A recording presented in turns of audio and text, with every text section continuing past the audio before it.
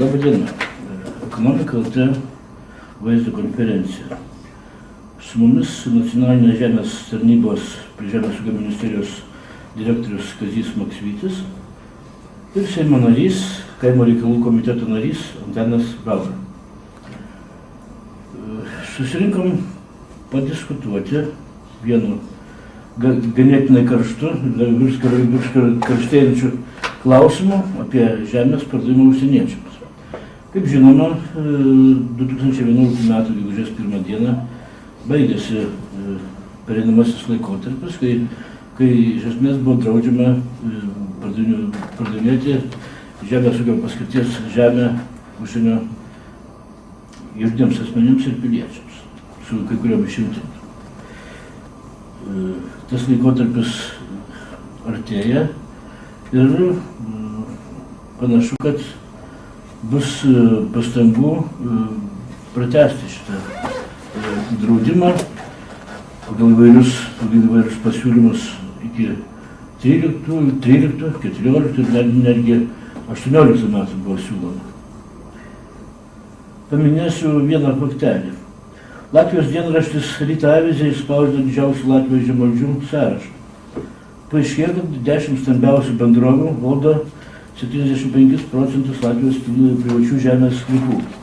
Trečdalį šio ploto valdo 80 esančios užsienio arba bendros užsienio kapitalu įmonės. Tai daugiausia kapitalas priklausantis švedų, norvegų ir danų verslininkams. Nepaisant to, Ryga stovi kaip stovėjusi, tebepresuoja Latvijos vėliavą, kitaip tariant, žemė ir valstybė tebėra vietoje. Kita vertus, ir Lietuvoje būtų įmanoma nustatyti, kiek žemės jau priklauso užsieniečiams. Registrų centras tokios informacijos negali pateikti, nes pirma buvo stipriai apribotas galimos valdyti žemės plotas, todėl pristeigta daug pavienių uabų su tais pačiais savininkais arba savininkų grupėmis. Antrai, rašant savininkus į žemės registrą, nebuvo privaloma nurodyti bendrovių akcininkus. Taigi informacija apie žemės savininkus Lietuvoje tebėra pilkoji zona. Kiek informacijos apie realią padėtį turi mūsų svečiai? Gal aš šiek tiek norėčiau pradėti nuo jūsų įžangos. Jūs paminėjote, kad su tam tikromis išimtimis yra nustatytas ribojimas užsienio subjektams įsigyti žemės ūkio paskirties žemę Lietuvoje. Tai galėčiau paminėti, kad tuos išimtys yra nustatytos asmenims, kurie ne mažiau kaip 3 metus Lietuvoje gyveno ir vertėsi žemės ūkio veikla, bei užsienio juridiniams asmenims, kurie yra įsteigę Lietuvoje savo filialą. Tai šitie asmenys turi jau dabar teisę įsigyti žemės ūkio paskirties žemę.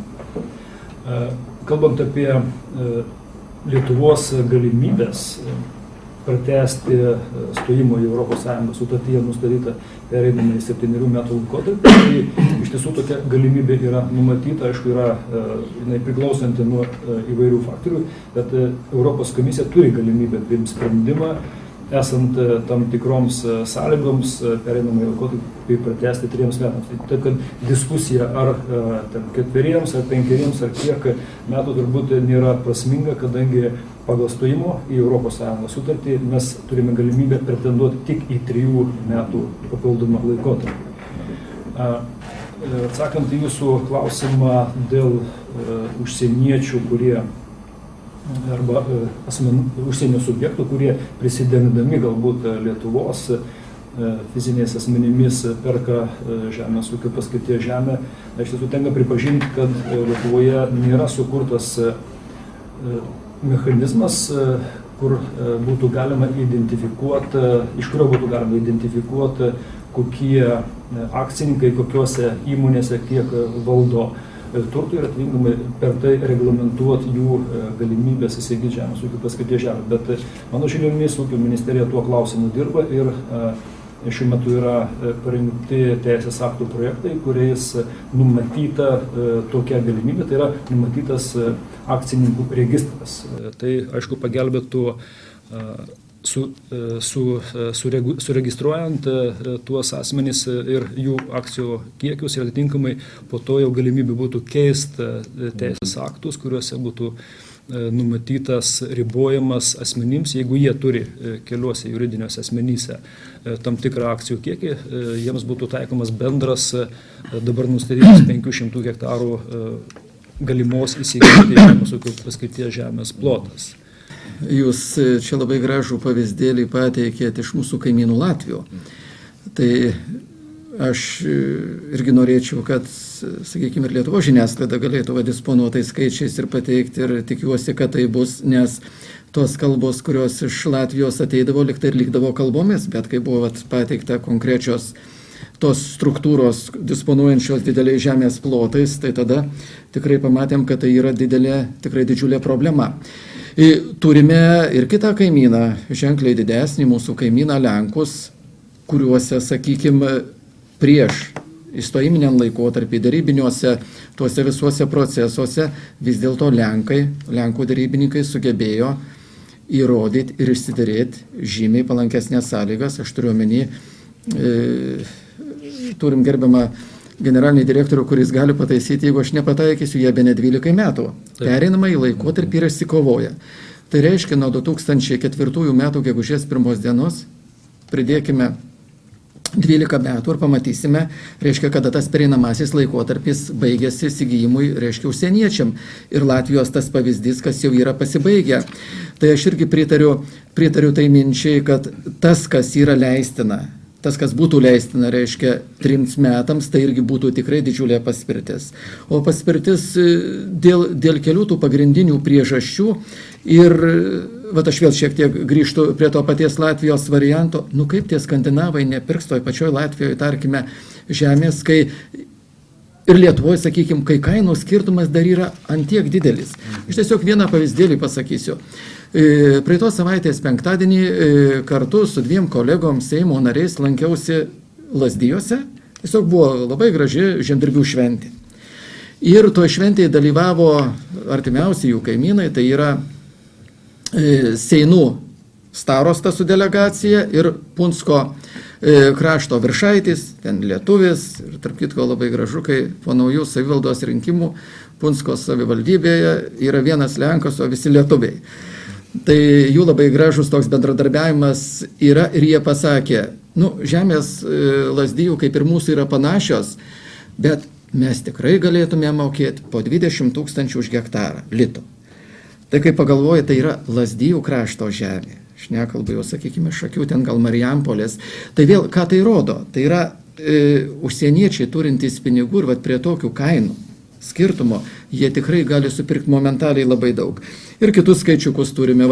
Vėl kolegos Seimo nariai prieš 1,5 mėnesio lankėsi Vokietijoje dėl Žemės fondo veiklos ir Žemės ūkio ministerijos žmonės buvo. Ten irgi jiem pateikė skaičius, kad, sakykime, ta vakarinė Vokietijos dalis, vidutinė rinkos kaina yra apie 18 000 eurų už hektarą. Rytinė beveik 6 000 eurų. Tai matom, ant kiek žemė yra brangi, tai tol, kol, aš tikiuosi, tie 3 metai gal nebus tas laiko tarpas, kuris leistų, sakykime, ir kainų to suvienodinimą, bet artėtumėm prie to, reiškia, konkurencingumas mūsų tų pačių ūkininkų didėtų. Antras momentas, su nuosavybė labai stipriai tikimės, kad būtų, galima sakyti, užbaigta per tuos 3 metus. Ir šitie dalykai jau liktai leistų, kad gal ir būtų tada galima daryti, kadangi tie 3 metai, aš vis dėlto galvoju, būtų galima nemažai per juos padaryti. Pamėginsiu būti liberalų pusėje. Prašom. Dar, reiškia, išsikovojant šitą teisę, neišsikovojant, pratęsti laikotarpį, kai draudžiama, 7 metams perinį laikotarpį paskirti.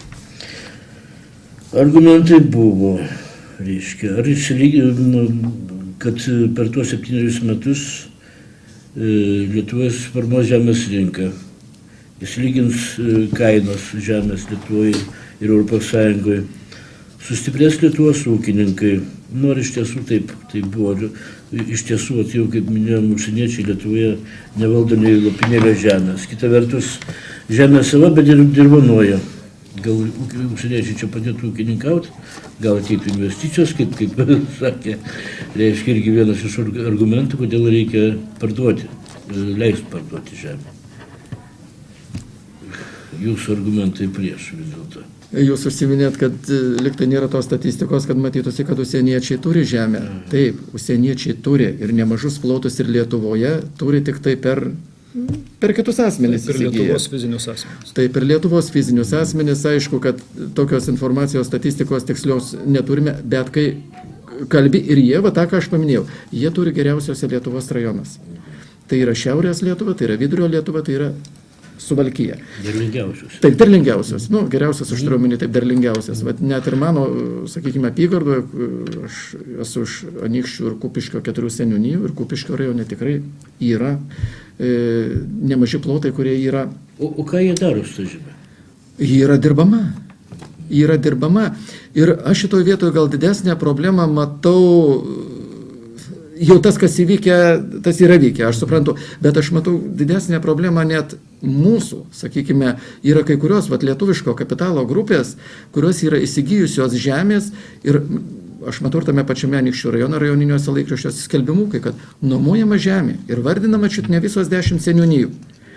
Ir kai pasižiūri, pirkimas pagrindinis buvo prieš 3-4 metus, kai toks ir ekonomikos pakilimas buvo, bet jis stovi ir dabar stovi nemažai plotų nedirbamų ir ne todėl, kad, tarkime, mūsų krašto ūkininkai nenorėtų dirbti, bet paprasčiausia nuomos kaina užgiedota, taip liaudiškai sakant, tokia, kad jie pasveria ir atsisako, neperka. Tai yra, nenuomojasi šitos žemės.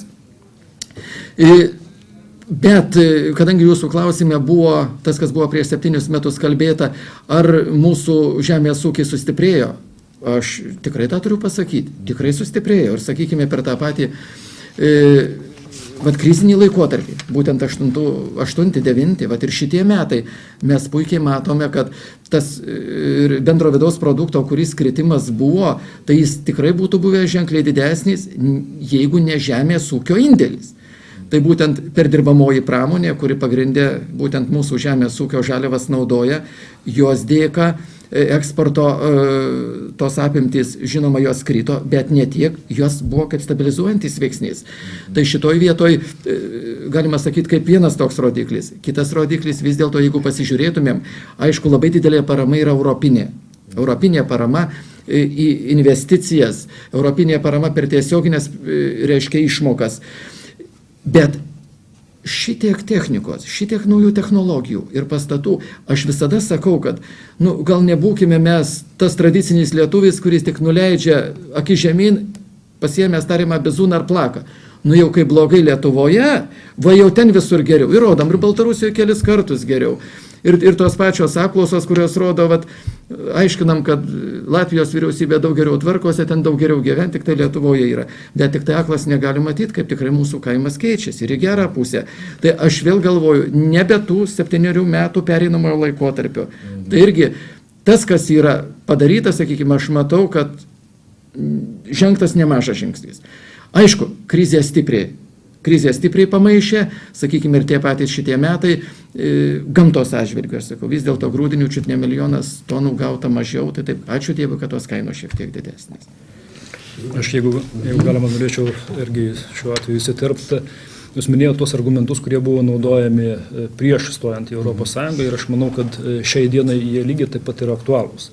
Pasižiūrėkim, kas per tą laikotarpį vyko. Žemės sandorių skaičius, žemės kainos pokyčiai. Iš tiesų įvyko nemažai pokyčių tiek žemės sandorių, tai yra rinka atsigavo, rinkoje atsirado pasiūla, atsirado paklausa, to pasiekoje šiek tiek augo ir tų žemės sklypų kaina, bet jinai augo ne tiek, kiek, tarkim, yra ES kitose šalyse. Tačiau ta galimybė mūsų ūkininkų įsigyti žemės ūkio paskirties žemę, jinai neaugo tiek, kiek galimybių šiandien turi tos pačios ES senųjų šalių narių ūkininkai ir jie, jeigu ateis su savo kapitalu, aišku, kad jie tikrai nukonkuruos Lietuvos žemdirbius, nes jų pajamos tiek tiesioginėmis išmokomis, tiek kitomis galimybėmis, kurias suteikia jų vyriausybės, yra ženkliai didesnės.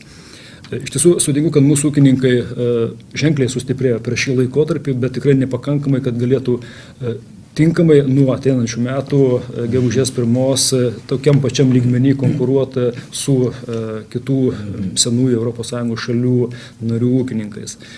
Mes vykdom ir kitus procesus šiuo metu Lietuvoje. Kaip žinia,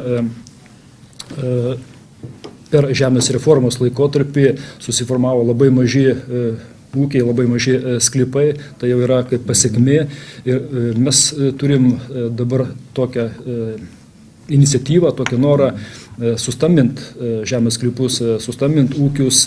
Tai yra vykdoma per žemės konsolidacijos projektų organizavimą. Tai tam tikslui pati ES yra skyrusi nemažą kiekį lėšų. Reiškia, mes tas lėšas, kurios yra numatytos ūkių stambinimui, lyg tai jeigu nebus pratęstas pereinamasis laikotarpis, turėtumėm skirti ir tų pačių kitų stiprių ES šalių ūkininkų jau įsigytos Lietuvoje žemės stambinimui.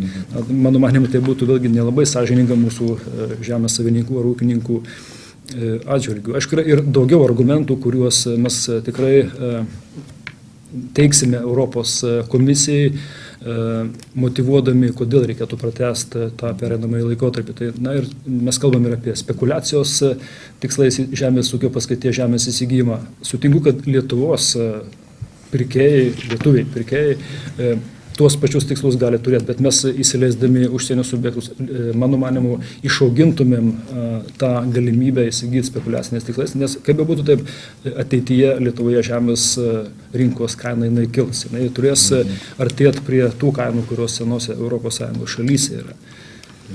Ar nacionalinė žemės tarnyba turi duomenų, kokia dalis žemės ūkio paskirties žemės dabar yra dirbama? Nes pro šalį važiuojant, ištisi plotai, dirbamoja, o dirbamas labai mažai matyti.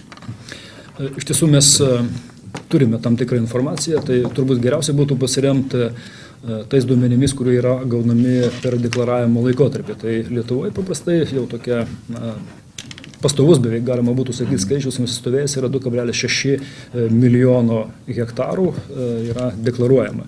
Jeigu pasižiūrėti į statistiką, bendras žemės ūkio paskirties žemės plotas yra 3,3 milijonai. Galima būtų galvoti, kad apie 700 tūkstančių hektarų kažkur plaukia arba nedirbama, arba dirbama, bet nedeklaruojama.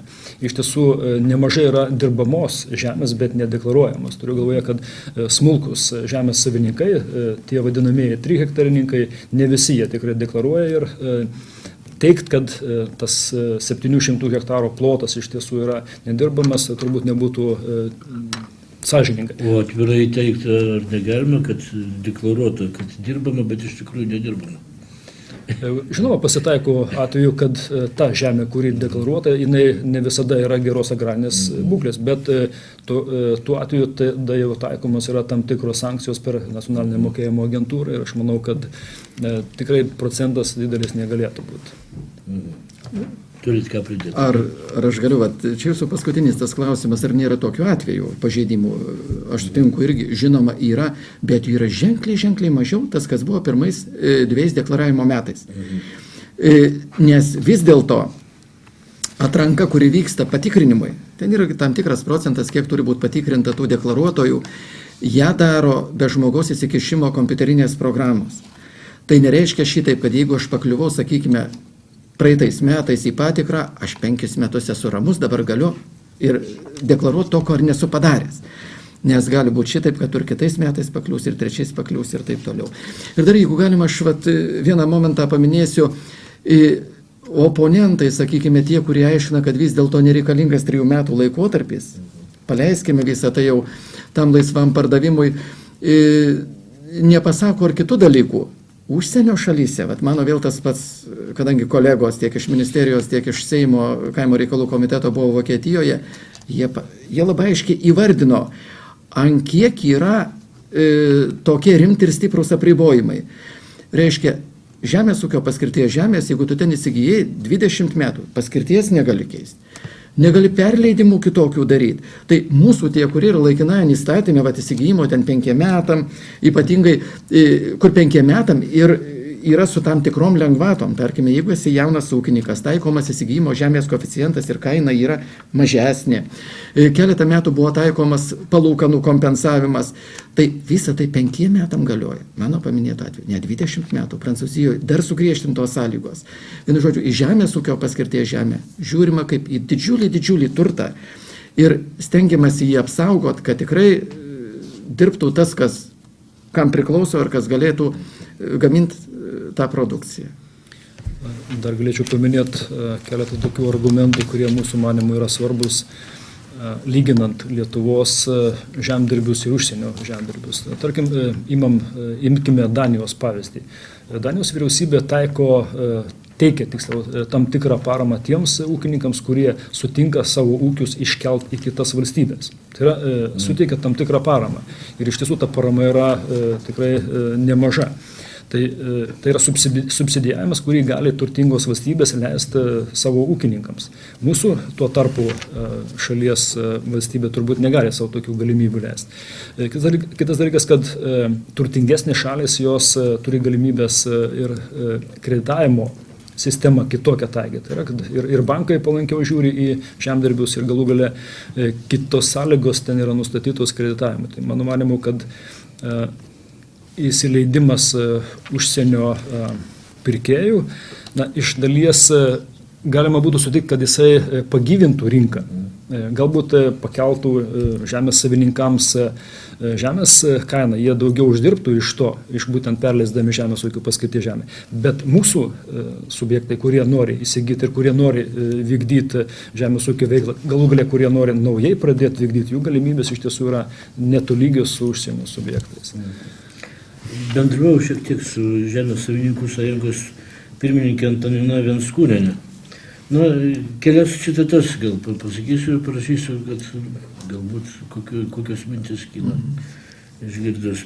Mes prie žemės pardavimo užsieniečiams, kol ji negrąžinta tikriesiams savininkams.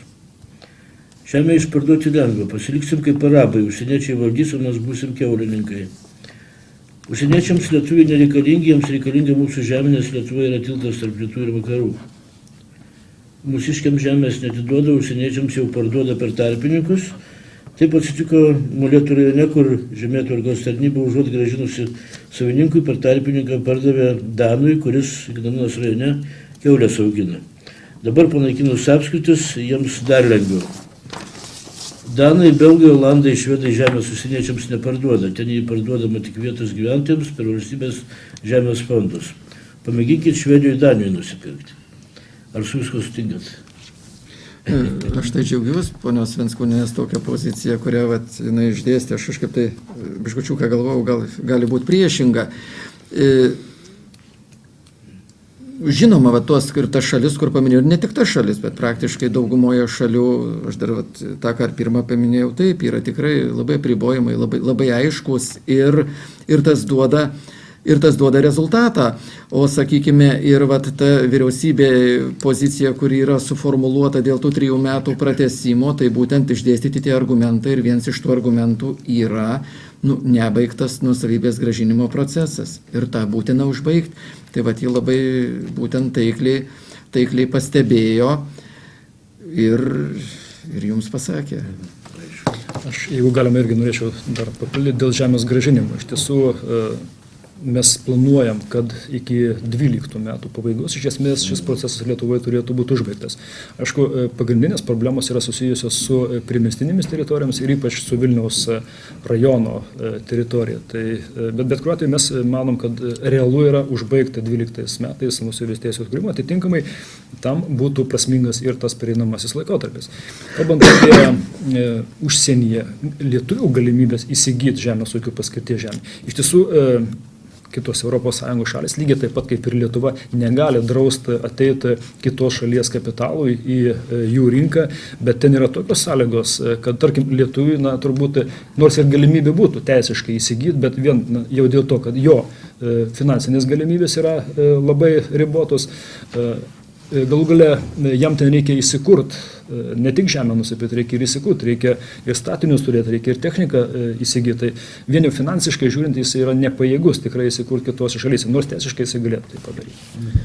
Ir, jeigu galima pratęsiant direktoriaus tą pačią mintį, kaip viena to nepajėgumo argumentų yra tas, kad vis dėlto rėmimas yra neadekvatus. Sakykime, naujosios narės tame skaičiu ir Lietuva, mums dar tolokai yra iki tų vidutinių išmokų dydžio, kokios yra taikomos senose šalyse.